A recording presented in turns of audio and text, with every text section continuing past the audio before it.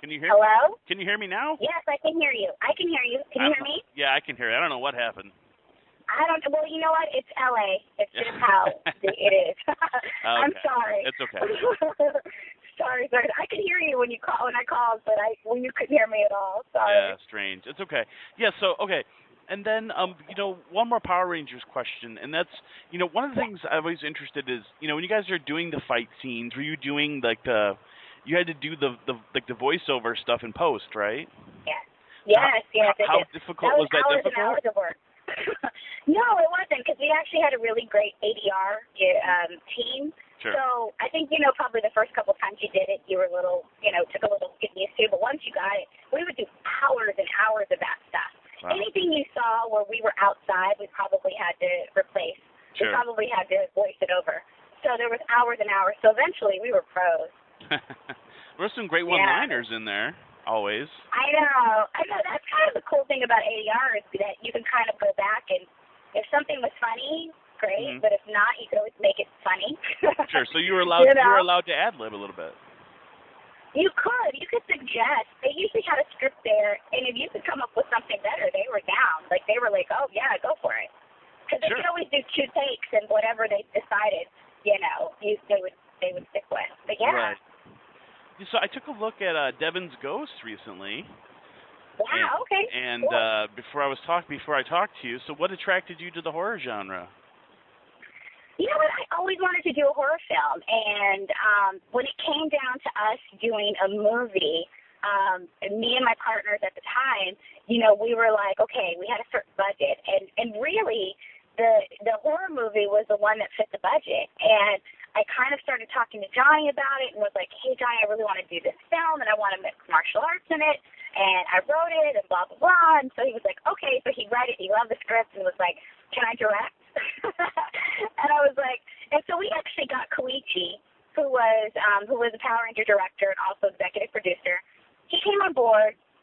He directed. He was only going to be in town for like 2 weeks, and so he said, I could do the 2 weeks, and then Johnny could direct the rest. And we were like, okay, like score, and it ended up being such a great experience. And obviously, the market going straight to DVD we had some issues as far as getting it distributed, but we got a deal, and then we kind of got duped in the deal, and now we own the rights again. So we're kind of thinking, okay, what can we do with this thing? But I love doing that film. It was one of my, it was I think it was like my second movie. My second time producing a movie. So, and then working with Johnny, it just made it all worth it, Yeah. One of the things I found sort of interesting about it was, in particular, the character Devin, right? The baseball bat wielding man, and I was wondering if there was any inspiration there from, because it really reminded me of like the baseball Furies and the Warriors. So I was wondering if you ever seen that film. Movie. Yeah. Did you? Yeah, I saw that movie. Okay. I did. You know what? I did. I don't know. I don't think that was ever the reason we took the baseball bat. Okay. We were kind of trying to think of something because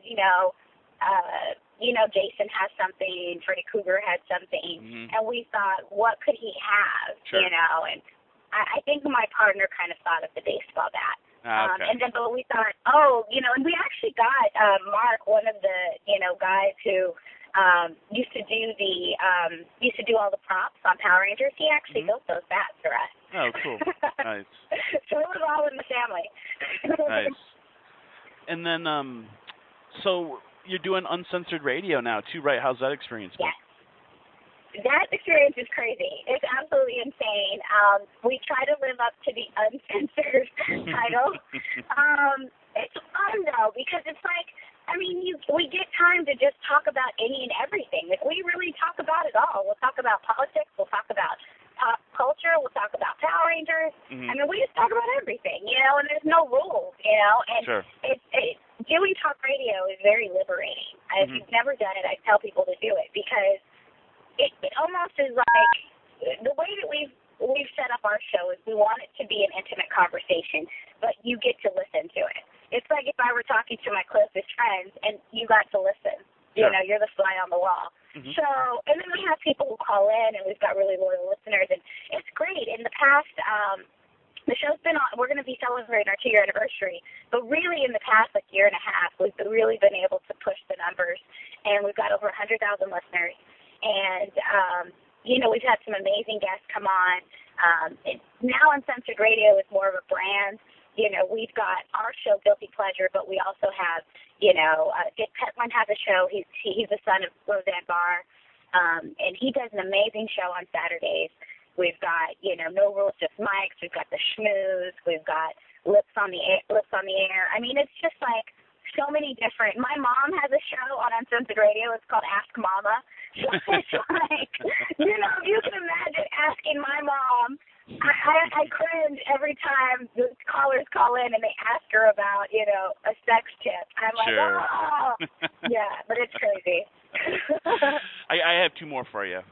And then, so why do you think why do you think the Power Rangers had such an appeal to kids in the early 90s? I think because at the time,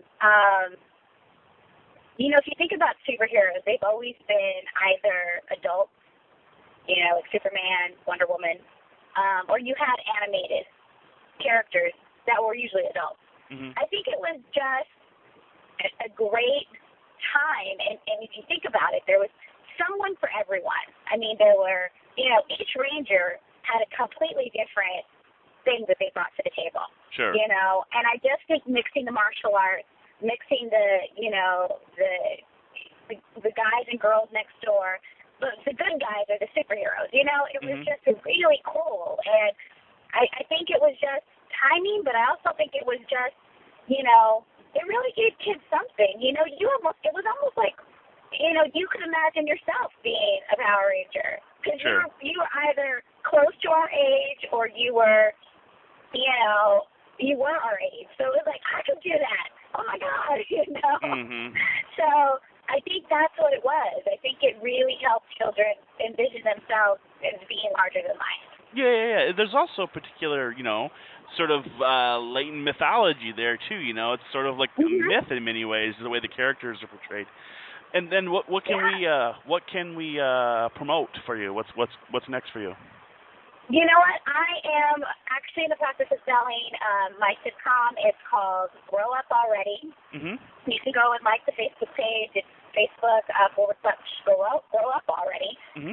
Or Grown Up used to be the first title. So either one, you'll find us. Also Uncensored Radio, you can listen to us 5 days a week, really 6 days a week, at www.myuncensored radio. You can also find us on Blog Talk /Uncensored Radio. And then we also have Uncensored Reality. We're actually in the process of editing the reality show of how we make the radio show. And it's insane. It's absolutely insane. You can also, this August, I'm really kicking off my convention tour, I say. I'm going to be in Houston, Atlanta, New Orleans. I'm also going to be in Rhode Island and potentially New York, the New York Comic Con. So there's a lot. If I haven't met you, I'd love to meet you. And I'm sure there are going to be other conventions that pop up. Good. Well, sounds good. Thank you. Yeah, thank you so much for your time. I really appreciate it. And it's my pleasure. Thank you. Yeah, enjoy Star Trek. I know. I can't wait. I'm All right. so excited. Thanks. Take care, Justin. Yep. Thank you. Thank you. Take care. Bye-bye. Bye.